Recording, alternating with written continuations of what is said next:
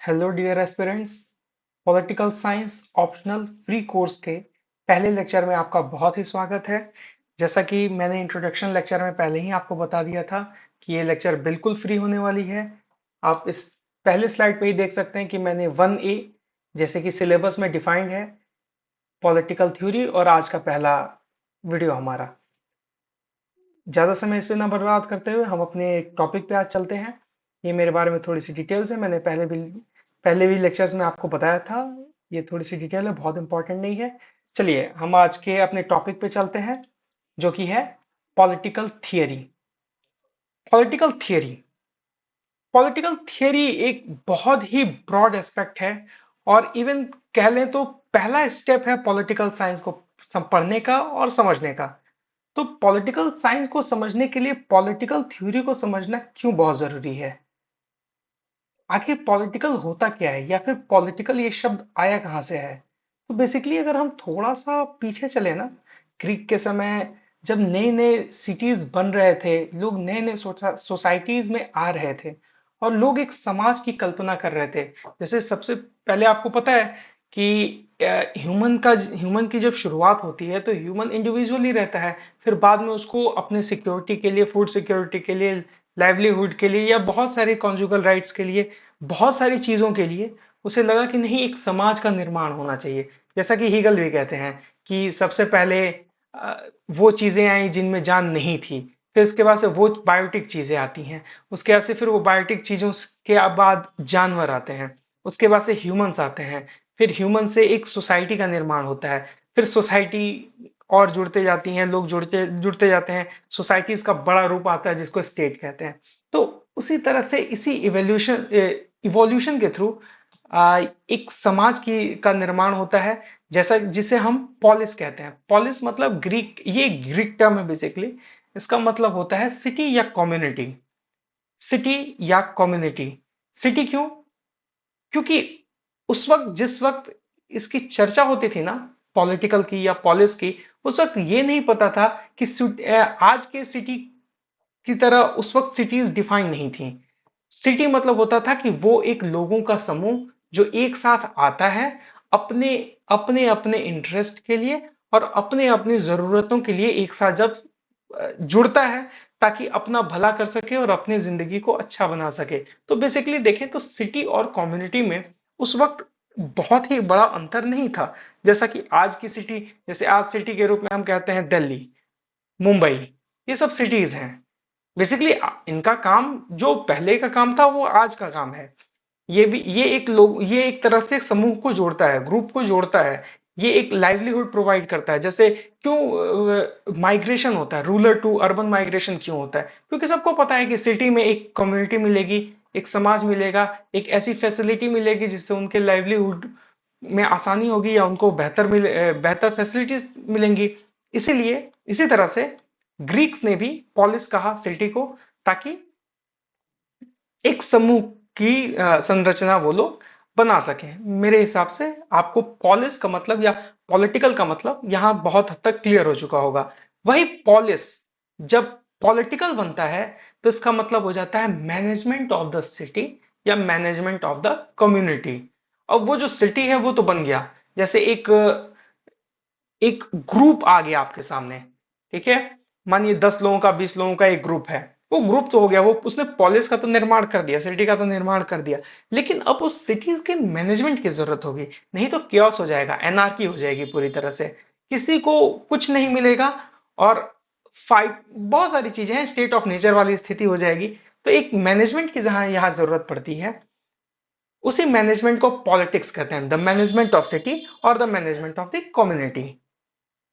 मुझे लगता है कि आपको बहुत हद तक यहां मामला क्लियर हो चुका होगा। अब पॉलिटिकल थियरी, ये इसमें जो दूसरा टर्म है थियरी, इस थियरी का क्या मतलब है? पॉलिटिकल आप समझ गए बहुत अच्छे से, मैनेजमेंट ऑफ द सिटी और कम्युनिटी। ये जो पॉलिटिकल थियरी है ना, थियरी अपने में एक बड़ा खास टर्म है। थियरी मतलब होता है, मैं आपको बेसिक थियरी बताता हूँ, एकदम पॉलिटिक्स से दूर हट जाइए, पॉलिटिकल साइंस से आप दूर चले जाओ, आप बस थियरी को समझने की कोशिश करो। थियरी बेसिकली किसी भी चीज को एस्टैब्लिश करने का एक तरीका है, उसको समझने का, उसको जानने का, उसको उसको स्थापित करने का एक तरीका है। जैसे आप फॉर एग्जांपल आप ये समझ लिए कि आपने देखा, आप अपने घर से जा रहे थे, ठीक है, आप अपने घर से जा रहे थे और कहीं बाहर जा रहे थे और आपने देखा कि एक गड्ढा है, ठीक है, एक गड्ढा है रोड पे, उस पे थोड़ा पानी जमा हुआ है, उसमें पानी जमा हो गया है। अब आप उस गड्ढे से बच के निकल रहे हो। क्यों बच के निकल रहे हो? किसी ने आपसे पूछ दिया कि क्यों बच के निकल रहे हो, बीच में से चले जाओ, तो आपने कहा कि नहीं, ये जो गड्ढा है ना, इसमें लाल पानी लाल है, रेड है पानी।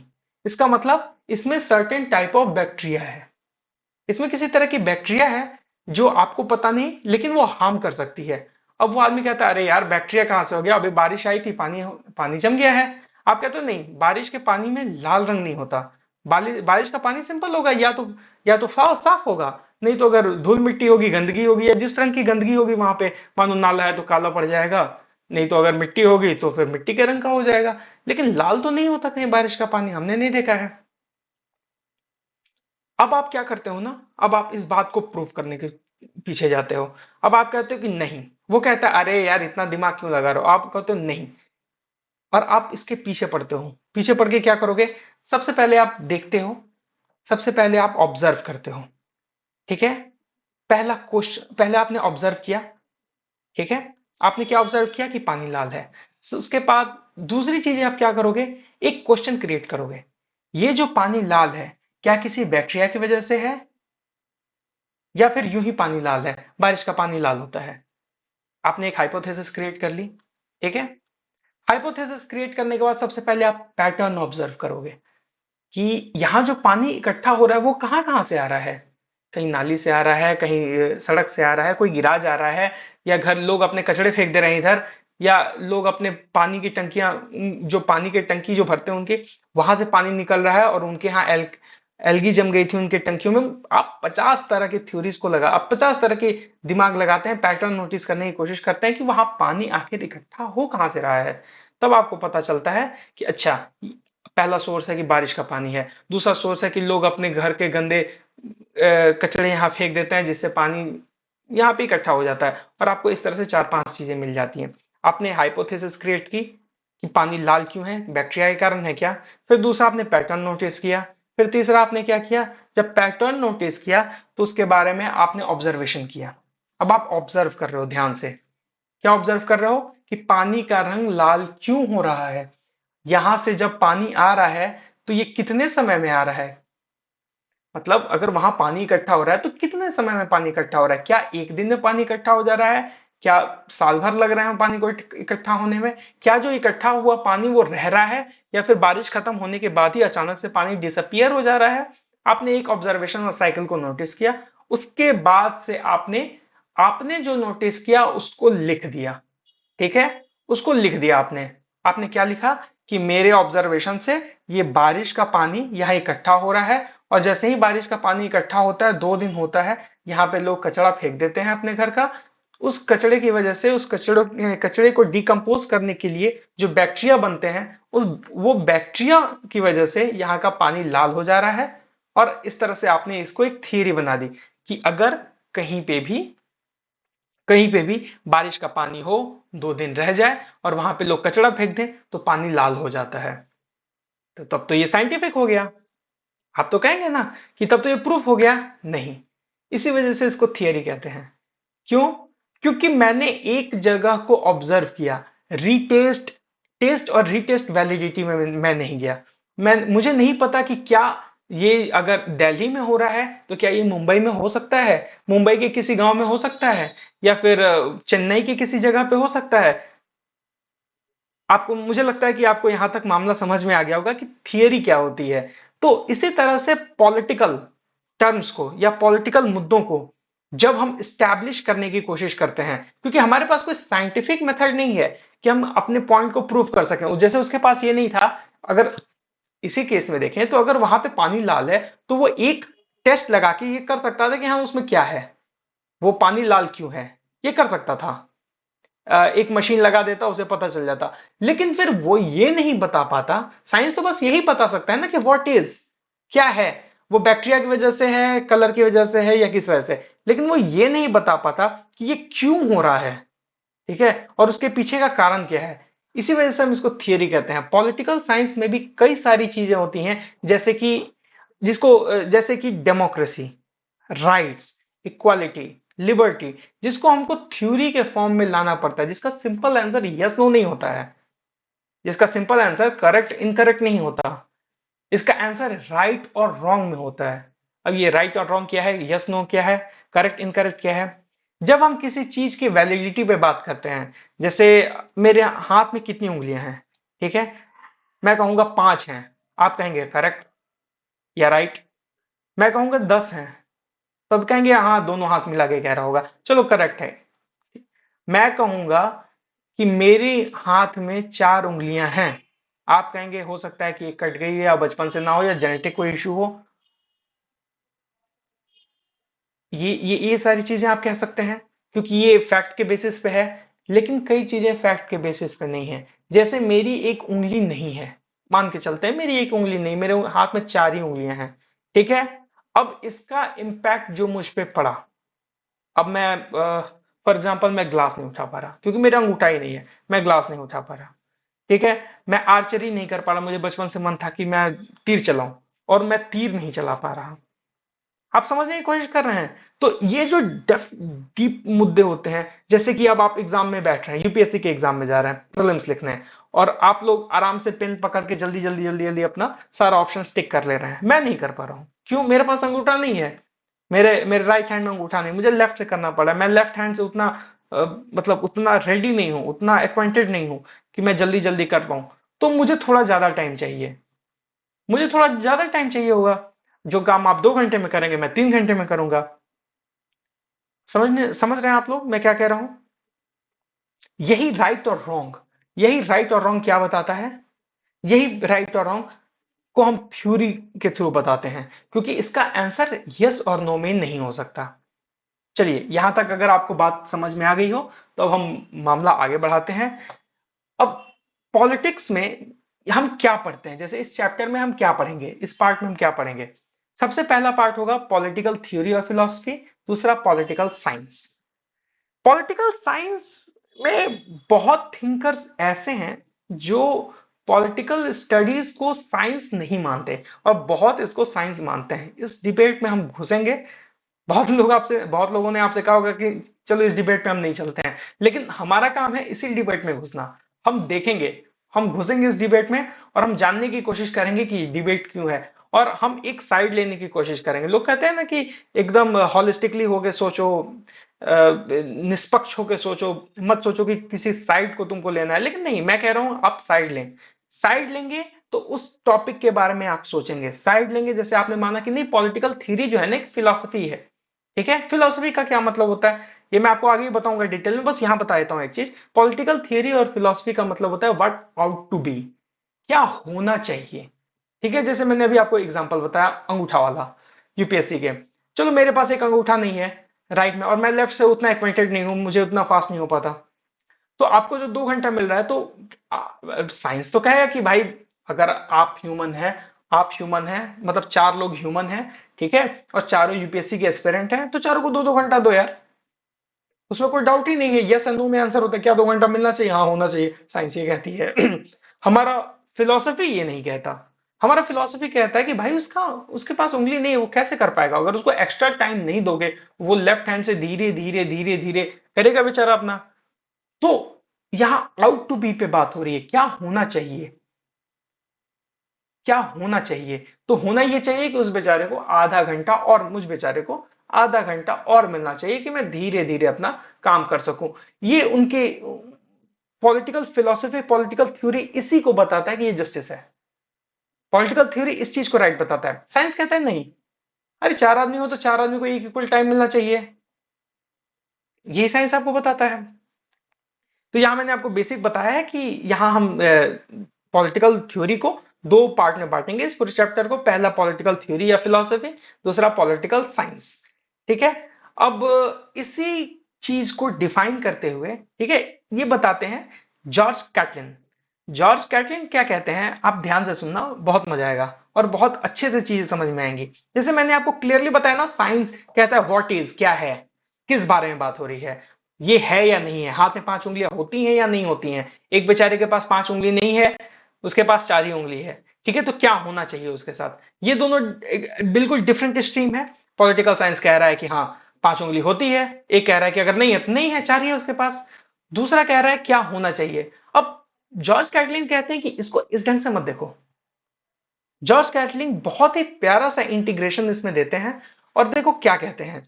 जॉर्ज कैटलिन कहते हैं कि political theory includes political science and political philosophy. जो पॉलिटिकल थियरी जब हम डेवलप करते हैं, जैसे मैंने आपको बताया वो गड्ढे में पानी वाला एक एग्जांपल, गड्ढे में पानी का एग्जांपल से मैंने बताया कि लाल पानी हो गई है, तो ऐसा तो था नहीं कि बस थियरी थियरी हमने काम कर लिया। मैंने एक गड्ढा देखा, उसमें पानी दिखा और लिख दिया एक ऐसे 1600 अक्षर का, 1500 अक्षर का यूपीएससी में कि गड्ढे में पानी है, लाल रंग का है, वो लाल रंग विबग्योर से बना हुआ है, क्योंकि अभी कुछ देर पहले बारिश हुई थी तो इंद्रधनुष निकला था, तो इंद्रधनुष का जो लाल, जो रेड लाइट है वो रिफ्लेक्ट, ऐसा कुछ मैंने नहीं लिखा ना। अगर मैं फिलोसफी लिखता तो क्या होना चाहिए ये मैं लिख देता, ठीक है। लेकिन मैं साइंटिफिक मेथड की तरफ भी गया। साइंटिफिक मेथड को मैंने ऑब्जर्वेशन किया, हाइपोथेसिस क्रिएट की, उसके बाद से उस पर समय बिताया, फिर उसके बाद से थियरी लिखी। मेरी थियरी मैं प्रूफ नहीं कर सकता क्योंकि साइंटिफिकली हर चीज अगर हम प्रूफ करने चले तो उसकी फिर थियरी हम नहीं बना पाएंगे, क्योंकि फिर ये जनरलाइजेशन की तरफ ये मामला चला जाएगा। ये क्या है, ये सारी चीजें जनरलाइजेशन, हाइपोथेसिस, थ्योरी, वैलिडिटी, ये मैं आपको बताऊंगा चैप्टर्स में आगे, ताकि आपको इस तरह से समस्या ना हो। बस यहाँ पे ये समझने की कोशिश कीजिए कि जॉर्ज कैटलिन क्या कहते हैं कि पॉलिटिकल थ्योरी दो चीजों से बनती है। क्या कहती है, कौन दो चीजों से। पहला पॉलिटिकल साइंस, दूसरा पॉलिटिकल फिलॉसफी। पॉलिटिकल साइंस और पॉलिटिकल फिलॉसफी करती क्या है इसमें। तो पॉलिटिकल साइंस किस चीज से रिलेटेड है, मीन से। और पॉलिटिकल फिलॉसफी किस चीज से रिलेटेड है, तो एंड से। देखने में ये टर्म बहुत बहुत कॉमन लगती है। अगर आप पॉलिटिकल साइंस के स्टूडेंट नहीं हैं, आप किसी दूसरे बैकग्राउंड से हैं और आपने यूपीएससी के लिए पॉलिटिकल साइंस ऑप्शनल ले लिया है, तब तो थोड़ी आपको यहाँ समस्या होगी। अगर जो भी यहाँ पे पॉलिटिकल साइंस के स्टूडेंट हैं वो बहुत आसानी से समझ जाएंगे कि इस टर्म का क्या मतलब है और ये कितना डेप्थ का टर्म है। खैर जो नहीं है पॉलिटिकल साइंस से, मैं उसके लिए बहुत अच्छे से इसको डिफाइन करने की कोशिश करता हूँ, आपको समझ में आएगा और अच्छा भी लगेगा। तो जॉर्ज कैटलिन बेसिकली कहते हैं कि जब हम पॉलिटिकल थ्योरी का निर्माण करते हैं ना, पॉलिटिकल थियरी का जब निर्माण करते हैं या किसी भी चीज को हम डिफाइन करने की कोशिश करते हैं या एस्टैब्लिश करने की कोशिश करते हैं, तो पॉलिटिकल साइंस क्या करता है, एक मीन प्रोवाइड करता है। किसके लिए, तो एक फिलोसॉफिकल एंड के लिए। जैसे मैं आपको एक चीज बताता हूं, इसको आप ध्यान से सुनना। आप डे टू डे लाइफ में टेक्नोलॉजी का इस्तेमाल कर रहे हो, हर रोज टेक्नोलॉजी का इस्तेमाल कर रहे हो। अभी हम जो सिस्टम यूज कर रहे हैं ना, लैपटॉप एक टेक्नोलॉजी है, या फोन जो यूज कर रहे हो ना, ये एक टेक्नोलॉजी है, ईयरफोन एक टेक्नोलॉजी है। हम पूरी तरह से टेक्नोलॉजी के साथ इंटरवाइंड हो चुके हैं। अब देखो, सुबह उठने से लेकर रात के सोने तक हो चुके हैं ना। मेरा मकसद बिल्कुल यहाँ पे आपको एथिक्स का लेक्चर नहीं देना है। मेरा मकसद बस आपको एक चीज समझाना है कि आखिर ये जो लैपटॉप है, ये जो मोबाइल फोन है, ये कर क्या रहा है। कर क्या रहा है, आपको बनना है आईएएस, आपको बनना है आईएएस। आप अभी हैं एस्पिरेंट, आपको बनना है आईएएस। सबको बनना है, आपको आईएएस बनना है, तो आपका एंड क्या हुआ, आईएएस बनना, ठीक है। उसका जो मीन क्या हुआ, वो उस रास्ते को, क्या कौन सी चीज उस रास्ते को बना रही है, कौन सा मीन प्रोवाइड कर रही है, तो ये फोन। कैसे, तो फोन, लैपटॉप, आप जिस चीज पे, टैब, आप जिस चीज पे सुन रहा हूं, ये एक मीन प्रोवाइड कर रहा है ना, आपको एक रास्ता प्रोवाइड कर रहा है ना। ताकि मेरे पास अगर कोई नॉलेज है, मैंने अगर अपना एक डेकेड अगर दिया है इस फील्ड को, एक दशक दिया है पॉलिटिकल साइंस को, तो ये पॉलिटिकल मेरा एक डेकेड आपके पॉलिटिकल साइंस ऑप्शनल में इस तरह से आपको यूज हो, ताकि आप अच्छा से अच्छा ऑप्शनल का मेंस आंसर राइटिंग कर सकें, ताकि आप अच्छे से अच्छा मार्क्स ला सकें, ताकि आपका अच्छे से अच्छे रैंक्स पे सिलेक्शन हो सके। यही एम है ना। तो फिलोसॉफिकल एंड क्या है, आपका आईएएस बनना। मीन क्या है, साइंस। तो अब बहुत हद तक आपको बात यहां समझ में आ चुकी होगी। कैटलिन कहते हैं कि पॉलिटिकल साइंस और पॉलिटिकल फिलोसफी में कोई डायकोटॉमी नहीं है, कोई ऐसा द्वंद नहीं है दोनों में, या फिर कोई फाइट नहीं है कि साइंस ये कह रहा है फिलोसफी अलग चीजें कह रही है। नहीं, ये कहता है कि दोनों पॉलिटिकल थ्योरी का पार्ट है और साइंस एक मीन प्रोवाइड करता है फिलोसफिकल एंड के लिए। आखिर इतने सारे साइंटिफिक डेवलपमेंट हो क्यों रहे हैं? रोज फोन रोज फोन के अपडेट्स आते हैं, रोज फोन के अपडेट आते हैं। क्यों? आखिर वो अपडेट क्या करता है? आपके फोन के यूजेस को सीमलेस बनाता है। क्यों? सोच के देखो, क्यों वो आपके फोन के यूजेस को सीमलेस बनाता है? ताकि आपके आपका लाइफ आसान हो सके। पहले आपको रेलवे की टिकट के लिए घंटों लाइन में लगना पड़ता था, ठीक है? या फिर किसी बैंक में जाने के घंटों लाइन में लगना पड़ता था कैश निकालने के लिए। ये बहुत पुरानी बात नहीं है, ये 2013 14 15 की मैं बात आपको बता रहा हूँ। घंटों घंटों लाइन में लगे रहना पड़ता था एटीएम की लाइन में कैश के लिए। दूसरा कोई ऑप्शन नहीं था। और हर जगह आप शहर से निकले और हर जगह आप यूपीआई नहीं कर सकते थे। आप ये देखो कि टेक्नोलॉजी आई क्यों? ह्यूमन के लाइफ को इजी बनाने के लिए, ह्यूमन के लाइफ को आसान बनाने के लिए। इसका मतलब टेक्नोलॉजी एक मीन का काम कर रही है अपने फिलोसफिकल एंड के लिए। फिलोसफी क्या है, फलसफा क्या है, क्या होना चाहिए? तो इंसान का जीवन अच्छा होना चाहिए। कैसे अच्छा होना चाहिए? ताकि वो जो काम कर रहा है उसमें उसे आसानी मिले, उसका जीवन इतना तनावपूर्ण नहीं रहा। अब मानिए आप अपने ऑफिस जा रहे हैं, स्कूल जा रहे हैं, कॉलेज जा रहे हैं आई एम सॉरी, कॉलेज जा रहे हैं, और क्या होता क्या है कि अब आपको पैदल चलना पड़ रहा है, घंटों पैदल, 15 किलोमीटर है। अब 15 किलोमीटर पैदल चल के जा रहे हैं, 15 किलोमीटर पैदल चल के आ रहे हैं। फिर आपको पता चलता है कि अरे नहीं, घर में कुछ सामान लाना है, तो पहले आप एटीएम की लाइन में जा रहे हैं, 1.5 घंटे लाइन में लग रहे हैं। वहां से आ रहे हैं तो फिर घूम घूम के पैदल सारे अपना घर का सामान खरीद रहे हैं, फिर घर पे आ रहे हैं और आप एकदम एग्जॉस्टेड हैं और आपको लग रहा है कि अब आप बेहोश हो जाएंगे। अब आप देखो, बसेस बसेस आ गई हैं, कार आ गई हैं, बाइक आ गए हैं, सब टेक्नोलॉजी है, सब साइंस है। अब आपको स्कूल जाने में कोई दिक्कत नहीं हो रही, आराम से हवा खाते एसी खाते आप जा रहे हैं, आप आराम से आ रहे हैं। कि कहीं जाने की जरूरत नहीं है, किसी एटीएम में लाइन में लगने की जरूरत नहीं है, आप सीधे गए हर जगह दुकान पे जाके अपना यूपीआई निकाला, पेमेंट किया और अपने घर आ गए सामान लेके। तो एक पसीना भी नहीं निकला, एक बूंद पसीना नहीं निकला आपका। आप एग्जॉस्टेड नहीं है, आप खुश हैं, क्योंकि किसी तरह का मेंटल टॉर्चर प्रेशर आप पे नहीं है। अगर आप कामचोर हैं तो बात अलग है, आपको लगेगा अरे जाना पड़ रहा है यार, ठीक है मत जाओ। अब तो जेप्टो भी है, जेप्टो कर दो। तो उस हिसाब से तो आपको कहीं जाना नहीं पड़ा, स्कूल नहीं जाना है, कोई नहीं, ऑनलाइन क्लासेस कर लो, घर बैठे रहो। सामान बाजार में नहीं जाना है, सामान नहीं खरीदना है, कोई नहीं, जेप्टो कर लो, ब्लिंकिट कर लो, या जो भी सारे ऐप्स हैं कर लो। तो ये क्या है? ये साइंस है। ये सारे साइंस क्यों है? ताकि फिलोसॉफिकल एंड जो आपका लाइफ है उसको आसान बना सके और फिलोसॉफिकल एंड को अचीव कर सके। चलिए, एक टॉपिक पे बहुत समय हो गया, मैंने बहुत ज्यादा इस पे आपका समय ले लिया। खैर, लेकिन इसका मकसद यही था कि आप इस चीज को समझ सकें। पॉलिटिक्स, पॉलिस से सिटी कम्युनिटी, ठीक है, पॉलिटिकल उसी कम्युनिटी उसी सिटी का मैनेजमेंट, थियरी, वो सारे पॉलिटिकल मुद्दे जिनको हम थियरी के रूप में लाना है, या हम लाना चाहते हैं, या हम समझना चाहते हैं, ठीक है। हम दो एस्पेक्ट से समझना चाहते हैं, उसके साइंटिफिक एस्पेक्ट को, मतलब वो कैसे काम करती है, दूसरा क्या होना चाहिए इस एस्पेक्ट में, जिसे हम पॉलिटिकल थ्योरी कहते हैं। चलिए अब आगे चलते हैं। स्कोप, पॉलिटिकल स्टडीज के स्कोप क्या है?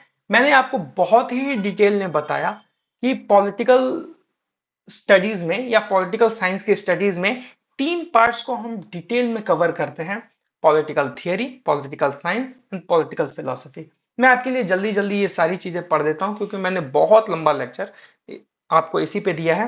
बेसिकली पॉलिटिकल थियरी क्या है? Political theory delves into the systematic knowledge of political phenomena and the analytical study of concept central to political thought। आपको ये चीजें समझ में आ रही हैं? आशा करता हूं आपको समझ में आ रही होंगी। क्यों समझ में आ रही होंगी? क्योंकि मैंने आपको अभी डिटेल में बताया कि पॉलिटिकल थ्योरी क्या है। एक सिस्टमेटिक नॉलेज को, ठीक है, एक नॉलेज को सिस्टमेटिकली स्टैब्लिश करना और एनालिटिकल स्टडीज करना। जैसे फिर एग्जांपल पे चलते हैं, वही गड्ढे वाला एग्जांपल पे चलते हैं। आप पॉलिटिकल थ्योरी में क्या करते हैं? आपने गड्ढा देखा, ठीक है, आपने उस पे क्या किया? एक एनालिटिकल स्टडी किया। आपने एक एनालिटिकल स्टडी किया। किस चीज पे एनालिटिकल स्टडी किया? तो एक पॉलिटिकल फिनोमिना पे, एक पॉलिटिकल फिनोमिना पे। ठीक है। पॉलिटिकल फिनो जैसे यहाँ पे हमने गड्ढे का एग्जांपल लिया, अब एक पॉलिटिकल फिनोमिना लेते हैं। चलिए पॉलिटिकल साइंस के कंसेप्ट में टर्म में बात करते हैं। हम यहाँ क्या देख रहे हैं कि कुछ लड़के हैं, ठीक है, कुछ लड़के हैं जिन्होंने रोड को ब्लॉक करके रखा हुआ है। रोड को ब्लॉक करके रखा हुआ है और सारी गाड़ियां आना जाना उनका बंद है। पूरी तरह उन्होंने चोक कर दिया है रोड को। ये एक पॉलिटिकल फेनोमेना हो गया। अब एनालिटिकल स्टडीज करते हैं इसे, ठीक है। एनालिटिकल स्टडीज में हम क्या करेंगे? सबसे पहले जानेंगे कारण क्या है, ठीक है। सबसे पहले जानेंगे ऐसा क्यों हो रहा है। एक हाइपोथेसिस क्रिएट करते हैं। चलिए एक हाइपोथेसिस क्रिएट करते हैं कि ये जो लड़के हैं ये अपनी उन डिमांड्स को पूरा कराने के लिए बैठे हुए हैं जो डिमांड सरकार नहीं मान रही।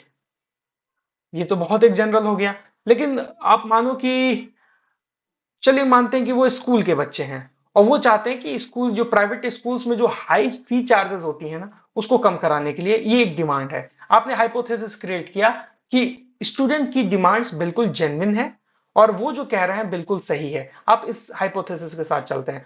आप क्या करते हैं? अब एनालिटिकल स्टडीज करते हैं। एनालिटिकल स्टडी क्या हुआ? आपने प्रोज एंड कॉन्स जानने की कोशिश की। कभी भी एनालिटिकल आए तो आप समझ जाइए कि आप उसके पॉजिटिव और निगेटिव दोनों पॉइंट्स को एक साथ जुक्स्टापोज कर रहे हैं, मतलब दोनों को एक साथ सामने रख के कंपैरिजन कर रहे हैं, ठीक है। तो मैंने बताया आपको कि ये पॉलिटिकल फिनोमिना हुआ कि बच्चों ने रोड ब्लॉक करके रखा हुआ है। एनालिटिकल स्टडी हुई कि आप उसके दोनों पक्ष और विपक्ष दोनों पहलू को देख रहे हैं। उसके बाद से अपने सिस्टमेटिक नॉलेज को बढ़ा रहे हैं या फिर अपने नॉलेज को सिस्टमेटिकली एस्टैब्लिश कर रहे हैं और एक थियरी दे रहे हैं कि हाँ। और आपने जो कंक्लूजन एस्टैब्लिश किया इस नॉलेज से, कौन से नॉलेज से? कि वो जो बच्चे डिमांड कर रहे हैं कि फी प्राइवेट स्कूल्स की फी बहुत हाई है, उसे कम होना चाहिए। और आपने भी एक हाइपोथेसिस यही क्रिएट किया कि सच में 2024 में प्राइवेट स्कूल्स की फी बहुत हाई है और इसे कम होना चाहिए, कम होना चाहिए। तो आपने ये एक थियरी स्टैब्लिश की। आपने उसके पक्ष में बहुत सारी बातें कही। आपने उसके पक्ष में कई सारे आर्गुमेंट्स दिए। आपने आपने उसको सिस्टमेटिकली स्टैब्लिश किया, दोनों एनालिटिकल पॉइंट ऑफ व्यू से भी स्टैब्लिश किया और सिस्टमेटिकली उसको स्टैब्लिश किया। और आपने एक थ्योरी दी कि नहीं, 2024 में तो ये हाल है, 25 में ये हाल नहीं होना चाहिए। और आप इस टर्म के साथ आगे बढ़ते हैं। आपने एक थ्योरी दे दी। आपने इसमें क्या चीजों को नोटिस किया?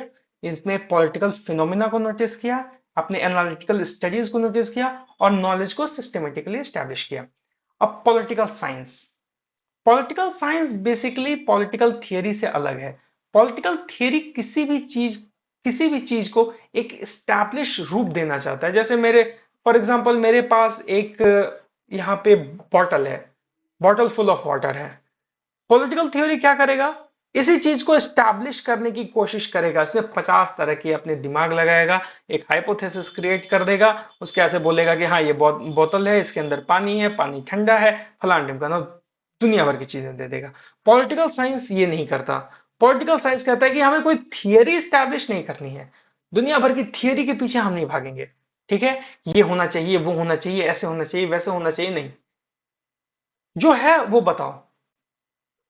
ये उन चीजों के बारे में बात करता है जिसके बारे में पॉलिटिकल थियरी वाले लोग बात नहीं करते। या फिलोसफी तो बिल्कुल भी वहां टच नहीं करता। जैसे इलेक्शन इलेक्शन में वोटिंग बिहेवियर, ठीक है।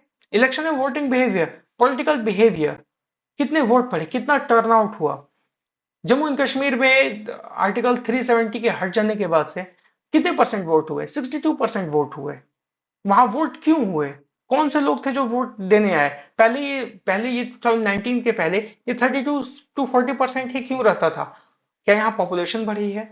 क्या क्या यहाँ पे लोगों में अवेयरनेस बढ़ी है? अवेयरनेस बढ़ने का क्या कारण है? तो ये सारी चीजें जो हैं, जो न्यूमेरिकल और स्टैटिस्टिकल फॉर्मेट में आ सकती हैं, उसे साइंस डील करता है। और अगर वो पॉलिटिकल फिनोमिना हो तो उसे हम पॉलिटिकल साइंस का नाम देते हैं। अब तीसरा हमारा पार्ट है पॉलिटिकल फिलोसफी। फिलोसफी थियरी से अलग है। हालांकि दोनों को साथ में लिख देते हैं लोग, लेकिन मेरा मानना है कि पॉलिटिकल फिलोसफी बिल्कुल डिफरेंट चीज है। यहां पॉलिटिकल थियरी की तरह किसी चीज को एस्टैब्लिश नहीं किया जाता। यहां किसी भी चीज के उन पहलुओं को हम छूते हैं, ठीक है, जिन पहलुओं को बाकी लोग नहीं छूना चाहते। साइंस तो बिल्कुल टच नहीं करना चाहता। हम यहाँ बात करते हैं व्हाट आउट टू बी, दुनिया में क्या होना चाहिए, नॉर्म्स क्या होने चाहिए, जो मेरे लिए है क्या वो तुम्हारे लिए भी होना चाहिए। अगर जैसे आप देखो हमारे यहाँ रिजर्वेशन या अफर्मेटिव एक्शन जो भी कह लो, रिजर्वेशन है, हमारे यहाँ रिजर्वेशन है, हमारे यहाँ एस को है, एस को है, ओबीसी को है, ईडब्ल्यूएस को है, पीडब्ल्यूडी कोटे को है जिसको पीएच कहते हैं, फिजिकली हैंडीकैप्ड वुमेन्स के लिए है। ये सारी चीजें हैं ना, ये साइंस जिसका विरोध करता है। साइंस कहता है सबको इक्वल दो, या सबको दे दो, या सबको सबको मत दो। उसे कोई लेना देना नहीं है कि राइट और रॉन्ग क्या है। वो कहता है कि किसको किसको मिला, किसको किसको नहीं मिला। फिलॉसफी कहता है कि नहीं, अगर समाज में कुछ लोग हैं, कुछ लोगों में डिफरेंसेस हैं, तो उस डिफरेंसेस को हमें एक्नॉलेज करना चाहिए, उस डिफरेंसेस के हिसाब से हमें काम करना चाहिए, उस डिफरेंसेस को हमें एकदम एड्रेस करना चाहिए, बिल्कुल एड्रेस करना चाहिए। उसी बेसिस पे आज हम देखते हैं कि हमारे यहाँ रिजर्वेशन सिस्टम है या अफर्मेटिव एक्शन है। वो कहता है कि क्या होना चाहिए।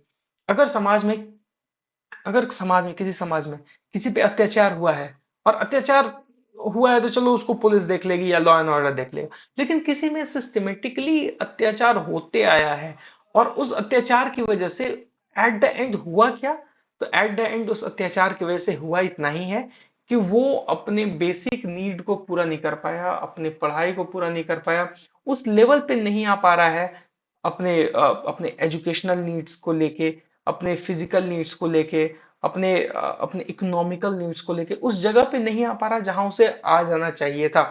अगर अगर उस पे वो प्रेशर नहीं बनता, अगर उसको एडुकेट अपॉर्चुनिटी मिलती, तो शायद वो आज एट पार होता जैसे सारे लोग हैं। तो यहाँ फिलोसफी कहता है कि देखो उसके पास एक डिसएडवांटेज है, उस डिसएडवांटेज को पूरा करने के लिए आप उसे एक एक फॉरबियरेंस दो, ठीक है, एक क्वेश्चन प्रोवाइड करो।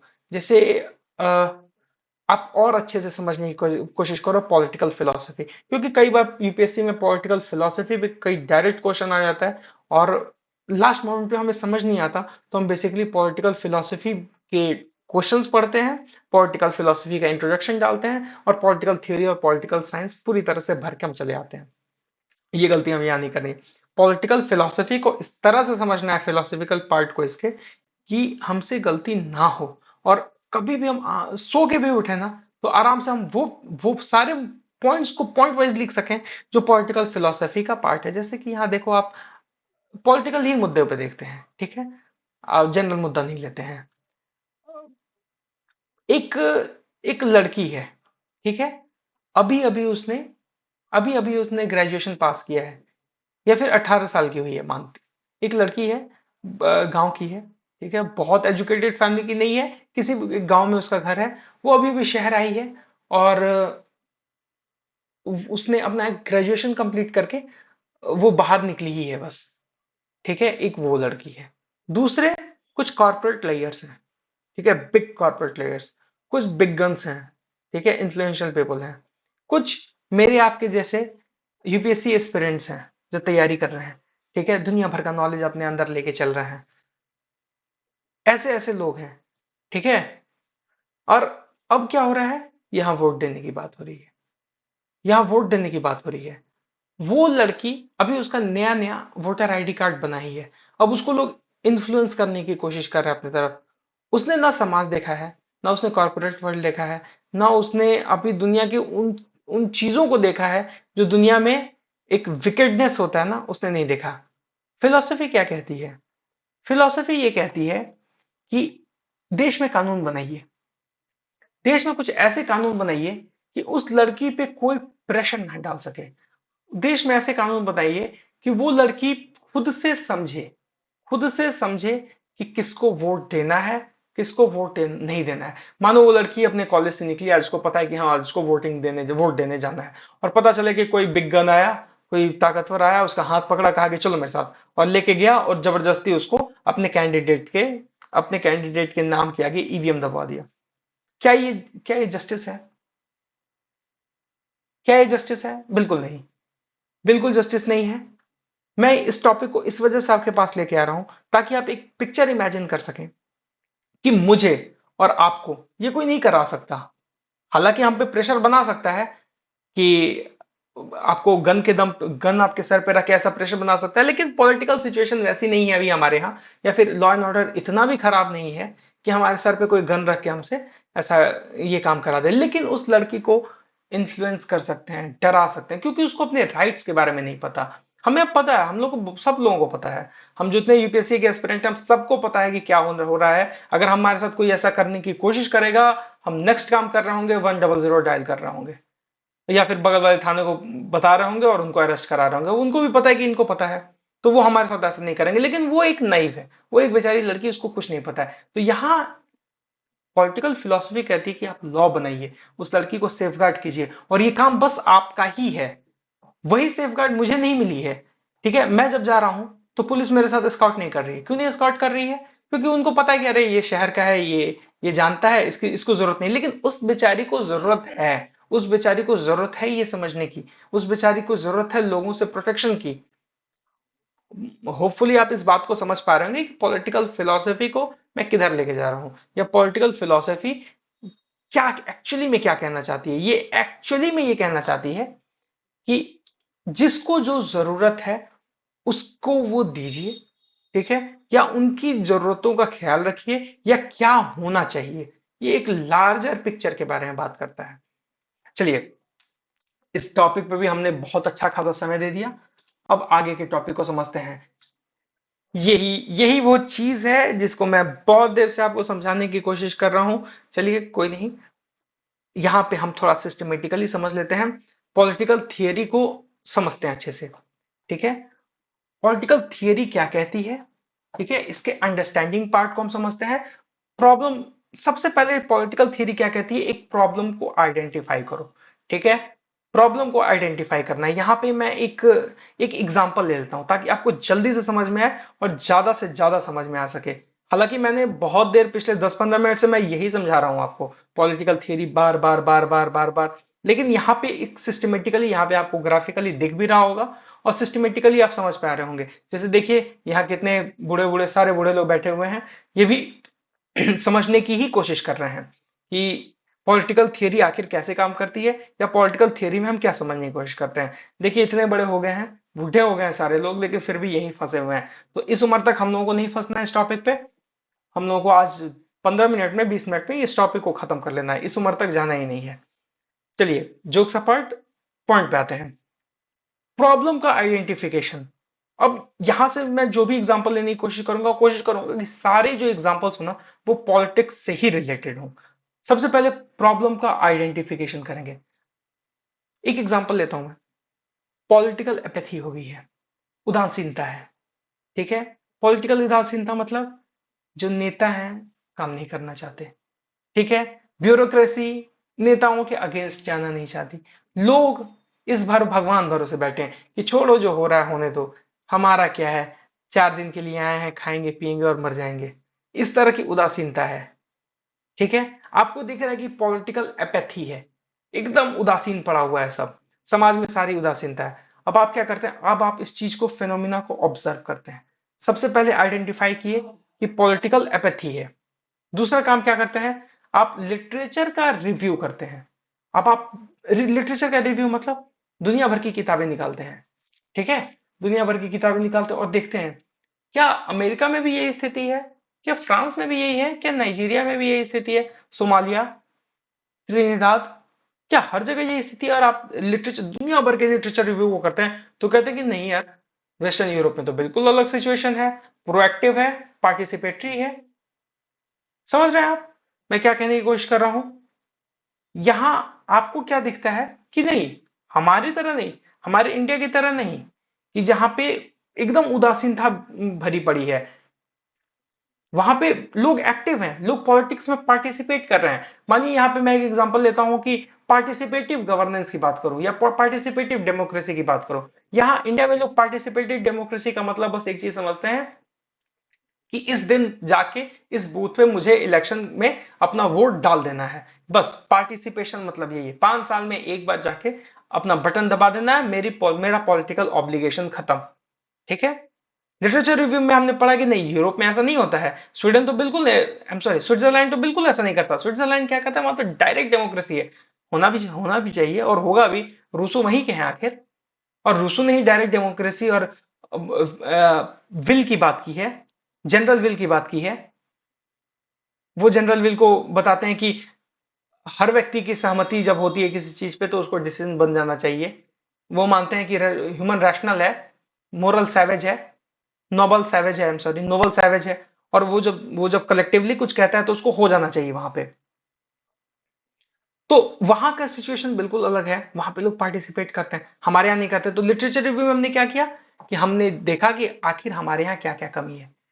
उसके बाद से अब हम क्वेश्चन क्रिएट करते हैं कि हमारे भारत के लोग क्यों नहीं पार्टिसिपेट करते।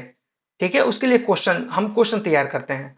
उसके बाद से एक नॉर्मेटिव प्रिंसिपल्स हम तैयार करते हैं। नॉर्मेटिव प्रिंसिपल्स में हम क्या करते हैं, हम कोशिश करते हैं कि हम समाज के हर उस व्यक्ति तक पहुंचे।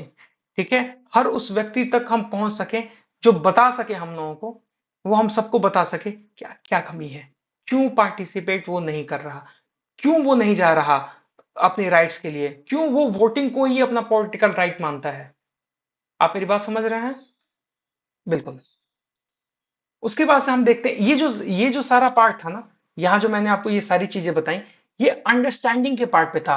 अभी जो यहाँ पे रिसर्चर है, यहाँ पे, या अभी आप हैं और मैं हूं, यहाँ पे हम ये समझने की कोशिश कर रहे हैं पॉलिटिकल प्रॉब्लम क्या था, लिटरेचर रिव्यू कर रहे हैं कि दुनिया की क्या स्थिति है देखते हैं, या ऐसा कहीं और भी होता है, या हमेशा ऐसा ही होता है क्योंकि हमें इस बारे में जानकारी नहीं है। क्यों इंडिया के लोग पार्टिसिपेट नहीं करते पॉलिटिकल साइंस में? ये बूढ़े लोग भी देख ले, देखो आप, इनके चेहरे उदास पड़े हुए हैं, ये भी दुखी हैं क्योंकि इनको भी नहीं पता।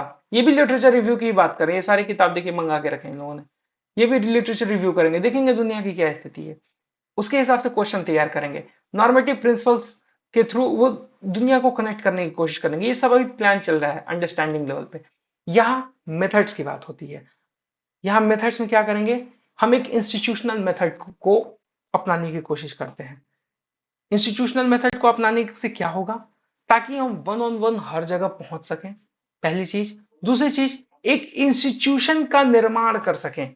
ठीक है, अभी तक जो मैंने आपको बताया वो अंडरस्टैंडिंग के लेवल पे था। अब जो है वो मेथडोलॉजी है, मतलब हमने समझ लिया एपैथी है, हमने समझ लिया कि दुनिया में ऐसी स्थिति नहीं है, हमने क्वेश्चन भी तैयार कर लिया कि चलो हमको इस मुद्दे पे काम करना है। उसके लिए हमने एक नॉर्म्स तैयार कर दिया कि कैसे कैसे कैसे कैसे काम करना है। अब यहाँ क्या करना है, उस चीज को अकॉम्प्लिश करना है। सबसे पहले एक हम इंस्टीट्यूशनल मैकेनिज्म तैयार करेंगे। अगर पॉलिटिकल एपैथी है तो भारत में जो भी इंस्टीट्यूशंस हैं उसको स्ट्रेंथन करो, स्ट्रेंथन करो, इलेक्शन कमीशन को स्ट्रेंथन करो।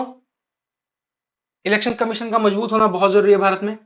ठीक है, ताकि इलेक्शन अच्छे से हो, राइट कैंडिडेट है।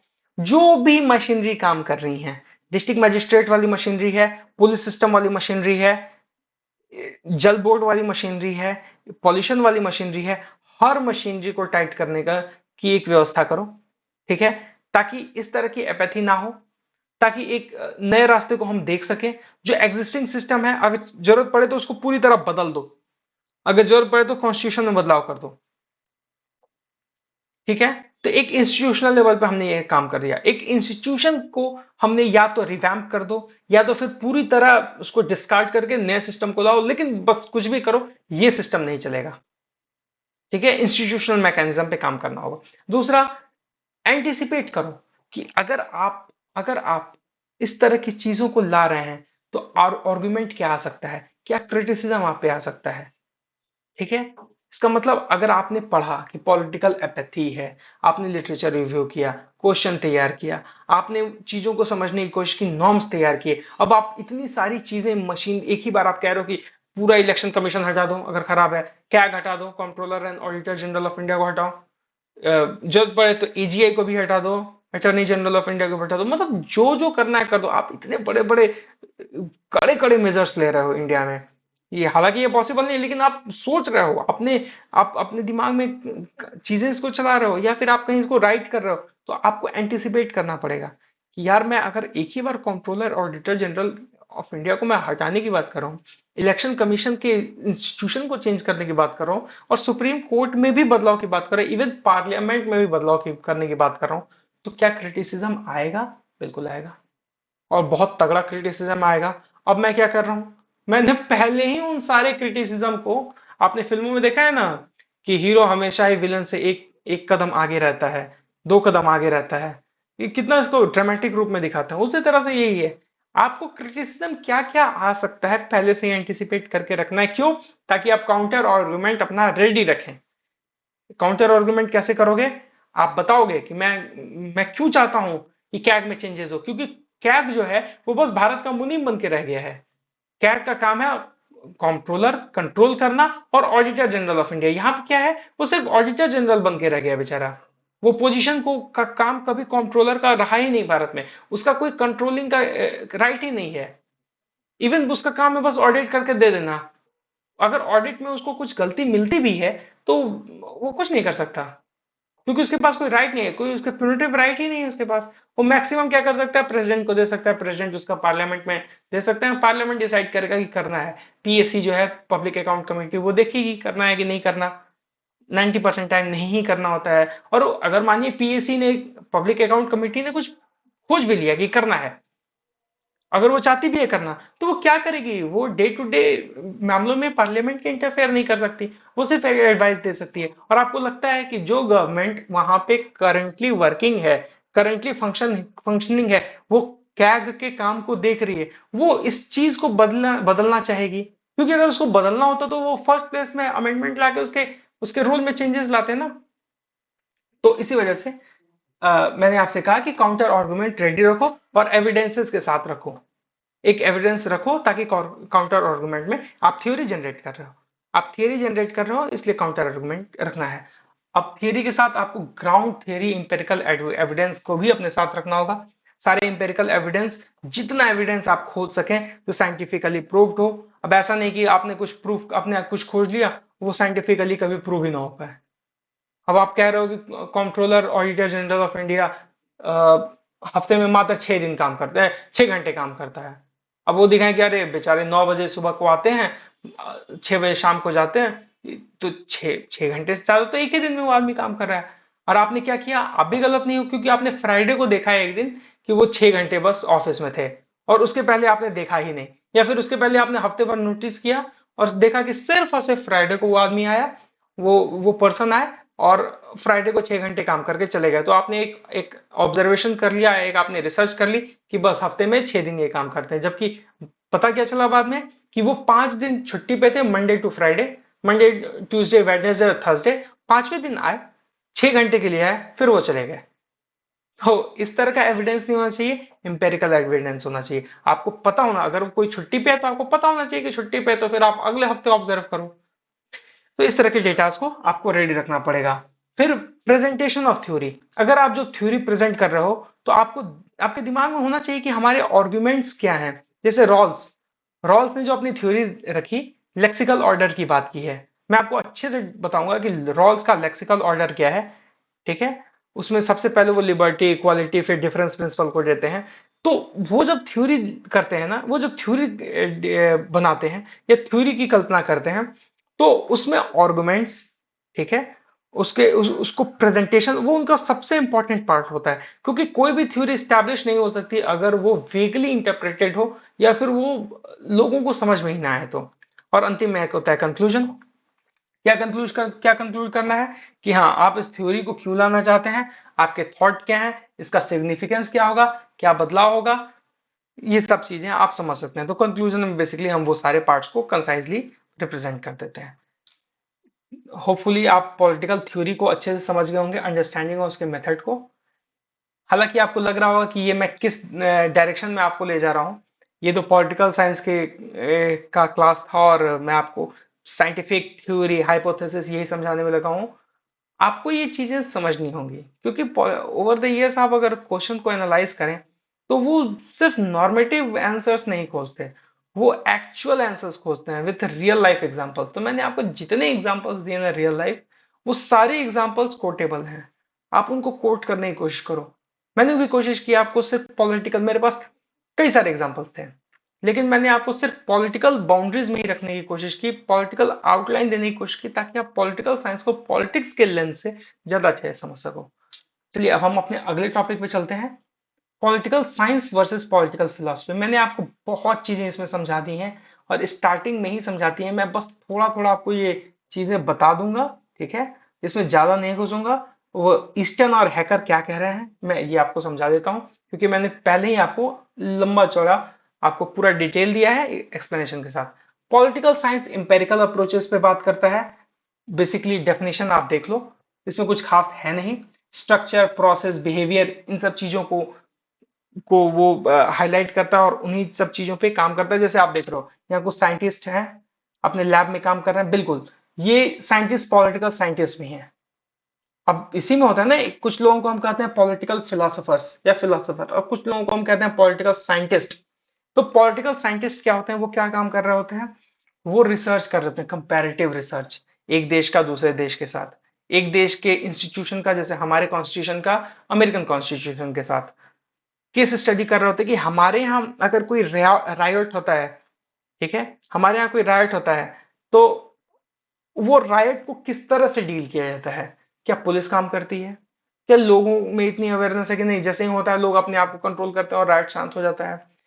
यही चीज नाइजीरिया में होता है तो क्या होता है, यही चीज अमेरिका में होता है तो क्या होता है। तो ये केस स्टडी है, अलग अलग जगहों के कंपैरेटिवली केस स्टडी करते हैं, सर्वेज करना, इतने सारे जो डेटा हमारे पास अवेलेबल है, दुनिया भर के पॉलिटिकल डेटा अवेलेबल हैं।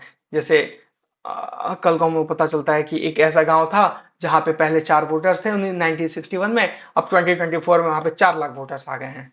तो ये सर्वे ही तो है, और क्या है। उसके से पॉलिटिकल स्टडी में बिहेवियर, पॉलिसीज, पावर डायनेमिक्स, ये सारी चीजें हम पढ़ते हैं। फोकस एरिया हमारा क्या होता है इंपेरिकल स्टडीज में या साइंटिफिक स्टडीज में, political behaviour, public opinion, comparative, international relations, political analysis, political economy, इतने बड़े बड़े टर्म हैं। ये आपको अगर मैं अभी बोल दूं तो कुछ नहीं समझ में आएगा। ये ओवर द क्लासेस हमें हमारे पास टॉपिक आते जाएगा, मैं आपको दुनिया भर के एग्जांपल देते रहूंगा, इतने ही लंबे लंबे टॉपिक्स को मैं आप बनाऊंगा और आपको एक एक चीजें समझाऊंगा। Political behaviour, public opinion, comparative politics, international relations, political economy, बहुत इंपॉर्टेंट पार्ट है पॉलिटिकल इकोनॉमी। इवन इस वक्त पॉलिटिकल इकोनॉमी एक अलग डिसिप्लिन के रूप में चलने लगा है, खासकर इतना स्टार्क चेंजेस तब आया जब कार्ल मार्क्स ने, इतना चेंजेस तब भी नहीं आया था जब एडम स्मिथ ने वेल्थ ऑफ नेशन की बात की थी। इतना नहीं आया था, लेकिन जैसे ही कार्ल मार्क्स आते हैं और उन्होंने अपनी बात रखी और कम्युनिस्ट मैनिफेस्टो और अपने दुनिया भर के कैमरा ऑब्सक्यूरा जैसी चीजों की बात की, बेसर सुपरस्ट्रक्चर की बात की, उसके बाद से पॉलिटिकल इकोनॉमी एक अलग ही दुनिया पे, उसका से जॉन मेनार्ड कीन्स आते हैं, रिकार्डो आते हैं, बहुत लोग आते हैं, फिर मिल आते हैं, उन्हें पॉलिटिकल इकोनॉमी की बात की है। खैर इस बारे में हम लोग बात करेंगे आगे। यहाँ साइंस के बारे में, इंपेरिकल स्टडीज के बारे में डेविड ईस्टन क्या कहते हैं। Science could not adopt the methodology of nature science, natural sciences. वो डेविड ईस्टन उन लोगों में से है ना जो साइंस को पूरी तरह से पॉलिटिकल साइंस में मिलाना, इंटीग्रेट करना नहीं चाहते। वो कहते हैं कि नेचुरल साइंस जो है वो यस नो में काम करता है, वो टेस्ट रिटेस्ट में काम करता है, वो प्रूव, वो साइंटिफिक प्रूफ में काम करता है, वो जनरलाइजेशन में काम करता है। जनरलाइजेशन का बेसिक मतलब ये होता है कि अगर वो मेरे जैसे कोई एक एक्स चीज है, मुझे मीठी लग रही है, तो दुनिया में कुछ हो जाए, आपको पसंद हो या ना हो, आपको भी मीठी ही लगेगी, आपके दोस्त को भी मीठी ही लगेगी और सबको मीठी ही लगेगी, एक्सेप्ट कुछ बहुत ब्लंडर किसी के साथ एक्सेप्शन ना हो। साइंस भी एक्सेप्शन को एक्सेप्ट करता है, तो अगर ऐसा किसी के साथ ना हो तो दुनिया भर को मीठी ही लगेगी। आप मेरी बात समझ रहे हैं, राइट। तो इसको कहते हैं जनरलाइजेशन। और ये डेविड ईस्टन कहते हैं कि डेविड ईस्टन के साथ कुछ चीजें जुड़ी हैं। इन्होंने इन्होंने सिस्टम थ्योरी को का इन्वेंशन किया था। बाद में उन्होंने कहा कि हाँ सिस्टम थ्योरी में कुछ कमियां हैं। उन्होंने मैं आपको ये समझाऊंगा बहुत अच्छे से। मैं समझ नहीं पा रहा हूँ कि इस वक्त आपको ये सारी चीजें बताना सही भी होगा या नहीं होगा, लेकिन मैं हल्का फुल्का आपको बता देता हूँ कि डेविड स्टन वही हैं जो सिस्टम थ्योरी का निर्माण करते हैं, जो सिस्टम थ्योरी में एक पूरे पॉलिटिकल सिस्टम को एक सिस्टम के रूप में बताते हैं। वो बताते हैं कि अगर आप हम कुछ इनपुट देंगे तो कुछ आउटपुट निकलेगा, आउटपुट के रूप में वो फीडबैक में जाएगा, लूप में जाएगा, कई सारी चीजें हैं वो आपको मैं समझा दूंगा आगे। एंड्रू हैगर क्या कहते हैं, every political scientist has to play a double role, part scientist part philosopher. मुझे डेविड ईस्टन एकदम एक बैरियर क्रिएट कर देता है ना, कि कभी पॉलिटिकल साइंस जो होगा वो नेचुरल साइंस की तरह नहीं होगा, दोनों के मेथड्स बिल्कुल अलग हैं। एक केमिकल पे काम करता है, फिजिक्स पे काम करता है, और दूसरा फिलोसफी पे काम करता है। हालांकि दोनों का मोडस ऑपरेंडी एक ही हो जाता है जब हम कुछ स्पेसिफिक एरिया ऑफ स्टडी में जाते हैं, जैसे सर्वे में जाते हैं। तो साइंटिफिक सर्वे भी वैसे ही होता है और हमारा सोशल साइंटिफिक सर्वे भी ऐसे ही होता है। साइंटिफिक सर्वे में कुछ लिमिटेशंस होते हैं, हमारे में ओपन सोर्सेज होता है, हम ज्यादा ब्रॉड पॉलिटिकल साइंस या सोशल साइंसेज वाले लोग बहुत ब्रॉड सर्वे कर पाते हैं, हमारे पास स्कोप की कमी नहीं होती और ना ही हमारे पास लिमिटेशन होती है शब्दों की और ना ही लिमिटेशन होती है टॉपिक्स की। हम कोशिश करते हैं कि ब्रॉडर पर्सपेक्टिव को हम लोग कैच कर सकें। एंड्रू हेकर बहुत अच्छी बात करते हैं कि एक पॉलिटिकल साइंटिस्ट का रोल जो है ना, वो एक बेसिक साइंटिस्ट से बहुत ऊपर का है और फिलोसोफर से भी बहुत ऊपर का है। फिलोसफी की क्लास में लोग सिर्फ फिलोसफी की बात करते हैं, ऑब्जेक्ट सब्जेक्ट में ही घुसे रहते हैं। और साइंस की बात में लोग सिर्फ साइंस की बात, व्हाट इज क्या क्या है क्या नहीं, बस इसी में लगे रहते हैं। क्या हमारे पास 10 हाथ है? नहीं, 2 हाथ है। बस हो गया, साइंस प्रूफ है। हालांकि ये बहुत कॉम्प्लेक्स है, मैं इतना आसान नहीं कह रहा हूं आपको, बहुत कॉम्प्लेक्स है साइंस। लेकिन उनके लिए बस यस और नो होता है। क्या हमारे पास कोविड का वैक्सीन है या नहीं है? तो हाँ है, या है नहीं है। अब उसके ज्यादा वो, उसके से ज्यादा वो नहीं घुसेंगे। लेकिन यहीं अगर फिलोसफी की बात करें तो फिलोसफी कहेगा क्यों नहीं है। इसलिए नहीं है क्योंकि हमने सोमालिया भेज दिया, उनको वहां ज्यादा जरूरत थी, हमारे पास तो सारे वैक्सीनेशन हो ही गई है। तो अब जो वैक्सीन, तो ये जो पूरा डिटेल्ड एक्सप्लेनेशन करने लगा और रीजन बताने लगा क्यों होना चाहिए, क्यों हो रहा है, ये फिनोमिना जब बताने लगा, तो वो क्या है? पॉलिटिकल फिलोसफी है। लेकिन साइंस एकदम स्टार्क डिफरेंस बता देता है। एंड्रू हैकर यही कह रहा है कि पॉलिटिकल साइंटिस्ट का डबल रोल होता है, उसे साइंटिस्ट, पार्ट साइंटिस्ट, आधा साइंटिस्ट और आधा फिलोसफर बनना पड़ता है। जब उसको जरूरत पड़ती है डेटा कलेक्शन करने की, तो वो साइंटिस्ट है। और उसी डेटा को कलेक्ट करने के दौरान और जब अपने पॉइंट को जब प्रूफ करने जाता है, तो साइंस की तरह इजी नहीं होता कि यस और नो में आंसर दे दे। उसको ये जस्टिफाई करना पड़ता है कि वो पॉइंट वो क्यों दे रहा है, क्या होना चाहिए, क्यों होना चाहिए। आप समझ रहे हैं? ये बहुत ही कॉम्प्लेक्स बना देता है इसको। तो एंड्रू हैकर पॉलिटिकल साइंस को एक अलग ही डायमेंशन में बताते हैं कि आधा साइंटिस्ट और आधा फिलोसोफर बनना पड़ता है। यहाँ पॉलिटिकल फिलोसफी है, मैंने आपको बता दिया कि नॉर्मेटिव अप्रोच है। बस मैं आपको ये बताता हूँ कि मेथड क्या होता है। तो logical reasoning, critical analysis, ethical reflection, आप इस चीज को देख लेना बाद में, बहुत इंपॉर्टेंट नहीं है। फोकस एरिया क्या है?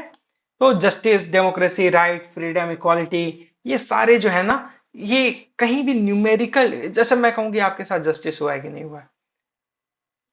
आप दो भाई बहन हैं, ठीक है? आपके घर वालों ने क्या किया कि केक बना था, ठीक है? आप स्कूल गए थे, आपकी बहन कोचिंग गई थी, वो कोचिंग से आई, वो पूरा का पूरा केक खा गई, ठीक है? और आप जब आए, आप रास्ते पर सोचते आ रहे हैं कि मुझे केक खाना है, केक खाना है, केक खाना है। जब घर पे आके देखते हैं तो केक नहीं था, केक खत्म हो चुका है। क्यों खत्म हो गया? तो बहन खा गई। आप कहेंगे मेरे साथ इनजस्टिस हुआ है, अन्याय हुआ है। अब यहीं पे मैं आपसे पूछूं कितना अन्याय हुआ है, तो आप कहोगे बहुत। मैं कहूंगा देखो, मैं साइंस वाला आदमी हूं यार, बहुत तो मुझे नहीं समझ में आ रहा, कितना? तो आप कहेंगे 36% मेरे साथ, 36% मेरे साथ अन्याय हुआ है। तो मैं कहूंगा हाँ हाँ हाँ, ये मुझे समझ में आ रहा है, चलो इनके साथ 36% अन्याय हुआ है। अब मैं आपसे 10 दिन बाद पूछता हूँ कि चलो, उसने केक खाया तो 36%, अब उसने केक, टॉफी, चॉकलेट, टॉफी नहीं खाते आप लोग, चलिए, केक, चॉकलेट और ब्राउनी, तीनों खा लिया। अब बताओ कितना परसेंट आपके साथ हुआ? तो आप कहोगे 76%। तो फिर मैं कहूंगा अरे ठीक है यार, साइंस से अलग हटते हैं। क्या मतलब है 76% का? क्या मतलब है? मैं क्या समझूं? 100% कब होगा? क्योंकि इसका कोई मतलब ही नहीं बनता। 76% अन्याय मतलब क्या है? 100% अन्याय कब होगा? ये इसका क्या, कोई लॉजिक बनता है इसका? नहीं बनता। तो इसको हम साइंस में नहीं ला सकते।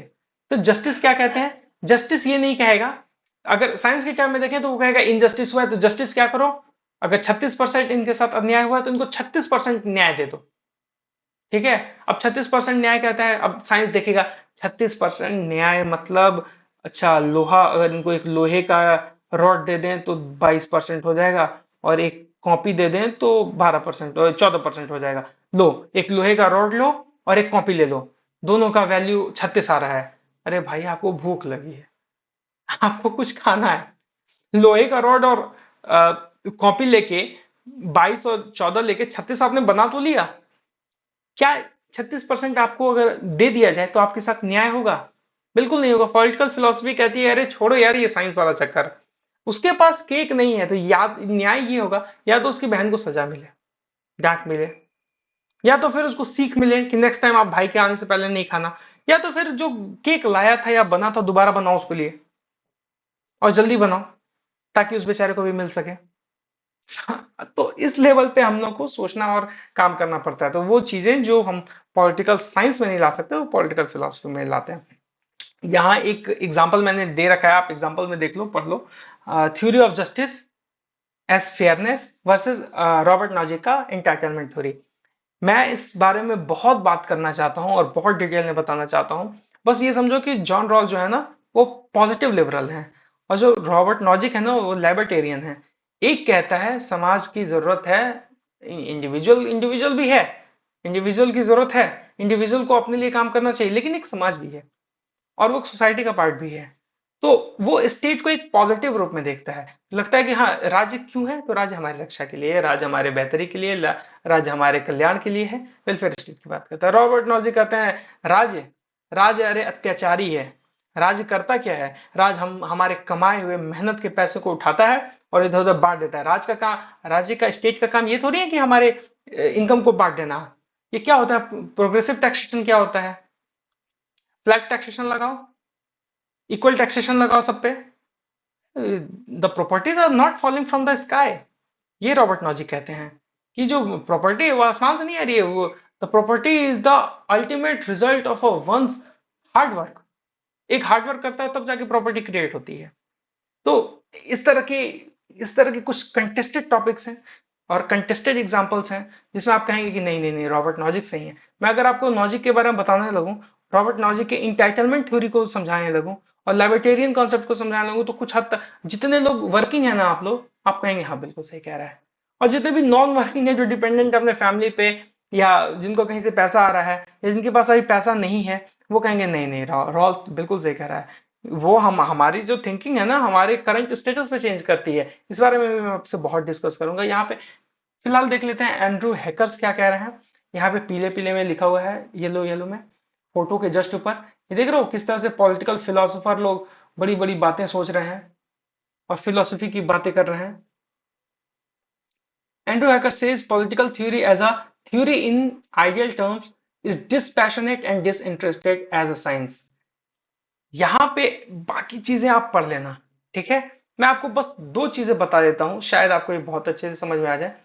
एंड्रू हैकर्स कहते हैं कि पॉलिटिकल थ्योरी जो होती है ना, आइडियल टर्म में एक डिसपैशनेट और डिसइंटरेस्टेड है। मतलब जब हम पॉलिटिकल थ्योरी का निर्माण करते हैं, पॉलिटिकल थ्योरी में ही पॉलिटिकल साइंस और फिलोसफी दोनों आता है। तो पॉलिटिकल थ्योरी का जब निर्माण करते हैं ना, तो ये डिसपैशनेट है और डिसइंटरेस्टेड है, इसमें कोई पैशन नहीं है। पॉलिटिकल थ्योरी को हम उस तरह, पॉलिटिकल फिलोसफी या पॉलिटिकल थ्योरी को हम उस तरह से लेते हैं कि जो है उसको लिखो, अब उसमें अपना पैशन क्या डालना। अब मैं पैशनेट होके कुछ लिख दूं इसमें, जैसे कि मैं अपने इमोशंस को कंट्रोल ना कर पाऊं और कुछ भी लिख दूं। या मैं मानता हूं, जैसे एक मैंने थ्योरी ले ली, एक छोटा सा एग्जांपल मैं लेता हूं कि मैंने एक ले लिया कि इलेक्शन होने वाले हैं, ठीक है, और इलेक्शंस में फलाना आदमी जीतने वाला है। अब मैं ये नहीं देख रहा हूँ कि उसका ग्राउंड बेस क्या है, वोटर बेस क्या है, किस किस कम्युनिटी से बिलोंग करता है, पिछले इलेक्शन में कैसा परफॉर्म किया, तो मैंने कुछ नहीं देखा। मैं बस देख रहा हूँ कि बहुत स्मार्ट बंदा है, बहुत उसके बारे में शोर हो रहा है, और मैंने लिखना शुरू कर दिया कि वो ही जीतेगा। अब मैं उसको फाइनल जीत की विक्ट्री ही देने के चक्कर में पड़ गया कि अब उसको जिता ही देना है। या फिर अब मैंने मान लिया कि वो जीत गया, तो ये मेरा पैशन शो कर रहा है, इमोशन शो कर रहा है कि मैं इमोशनल हूं, मैं अपने इमोशन से ड्राइव हो रहा हूँ। और डिसइंटरेस्टेड, वो बहुत इंटरेस्टेड नहीं होना चाहिए। ठीक है, पॉलिटिकल थ्योरी जब आप बता रहे होते हैं या समझा रहे होते हैं, तो आपको बहुत इंटरेस्टेड नहीं होना चाहिए। क्यों नहीं इंटरेस्टेड होना चाहिए? ताकि आप ग्राउंड रियलिटी को एक्सेप्ट कर सकें।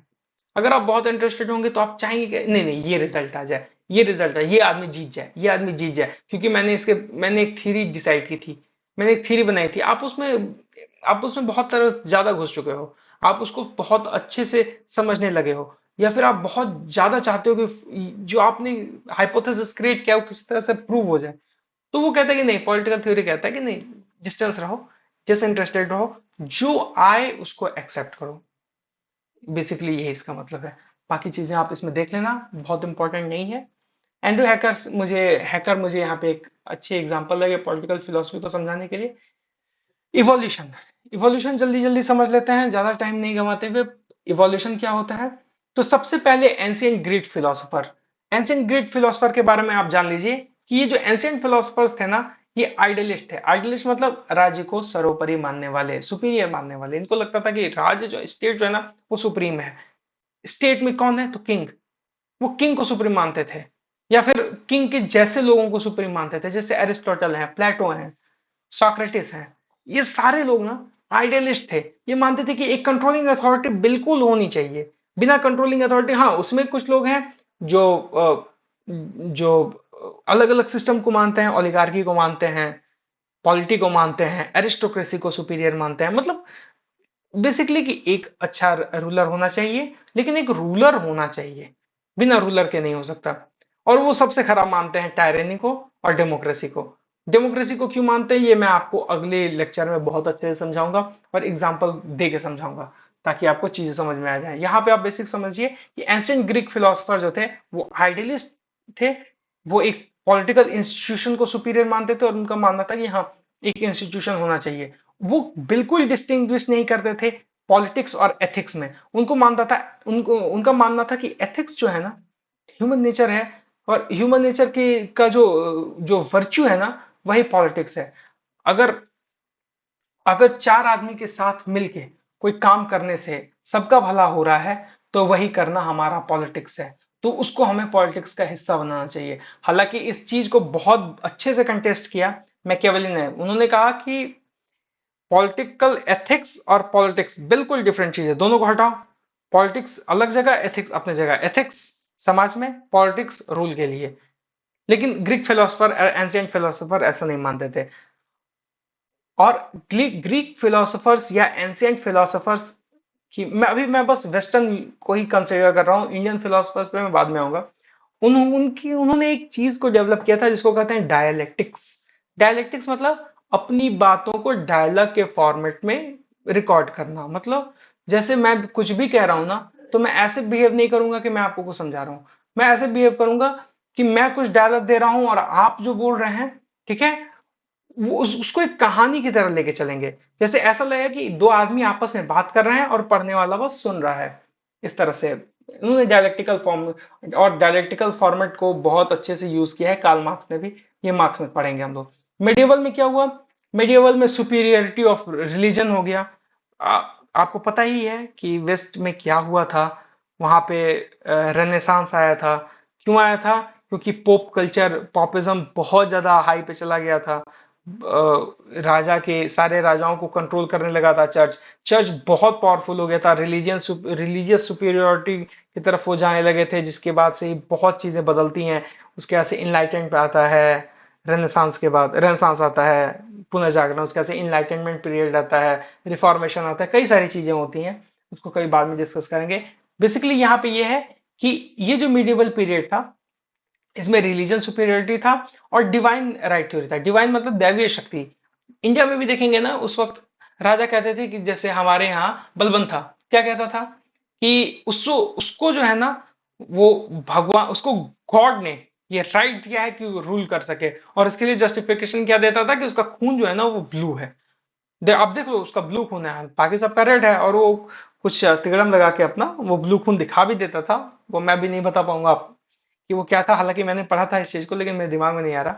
वो ब्लू खून दिखा देता था, लोग को लगता था कि हाँ यार इसको तो सीधे गॉड से परमिशन है रूल करने का। तो इस तरह से डिवाइन राइट की तरफ चला गया था। उसके अर्ली मॉडर्न में क्या होता है? अर्ली मॉडर्न में आते हैं मैकियावेली, आते हैं हॉब्स, आते हैं लॉक, रूसो। ये सारे लोग आते हैं, ये कहते हैं अरे नहीं ऐसा कुछ नहीं है। मैकियावेली साफ कहता है कि बिल्कुल हटो, कोई रिलीजन नहीं। एक प्रिंस को अपने राज्य को समझना पड़ेगा, तुम लोग नहीं चला पाओगे।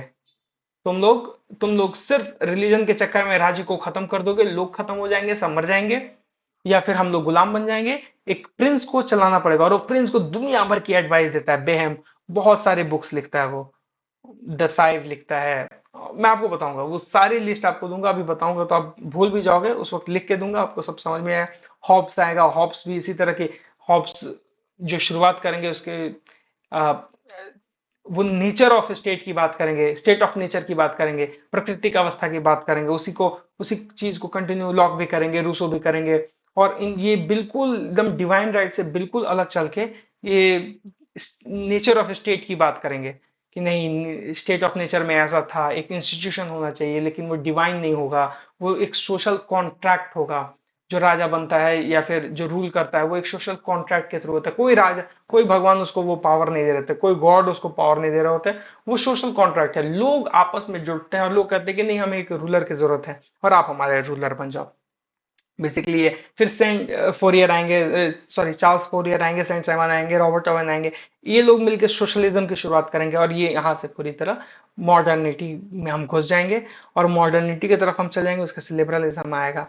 लिबरलिज्म बहुत हद तक चीजों को मॉडर्न कर देगा। इवन आज के जमाने में जो हम जितने भी राइट्स देख रहे हैं, गे राइट्स देख रहे हैं, वुमेन राइट्स देख रहे हैं, सारे लिबरलिज्म का ही एक ऑफशूट है। और लिबरलिज्म को रेडिकल लिबरलिज्म की तरफ ले जाने का तरीका है।